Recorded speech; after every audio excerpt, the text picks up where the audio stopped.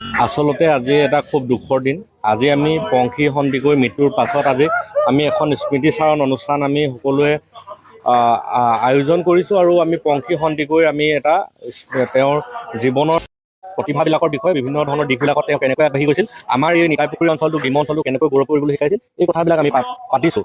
তাৰ লগতে আমি এটা সংকল্প লৈছোঁ, কাৰণ এই গোটেই ঘটনাটোৰ লগত জড়িত হৈ আছে যে এটা বৰ্তমান সময়ৰ নাৰীৰ বিৰুদ্ধে নাৰীসকলৰ মানে ন্যায়ৰ কথা ইয়াত জড়িত হৈ আছে। আৰু এই আমাৰ এটাই দাবী যে পংখী যিহেতু বৰ্তমান সময়ত যদিও আত্মহত্যা ৰূপ দিবলৈ বিচাৰিছিল, কাৰণ এতিয়া প্ৰাথমিক তদন্ততে প্ৰমাণ হৈছে যে এয়া এটা পৰিকল্পিত হত্যাকাণ্ড।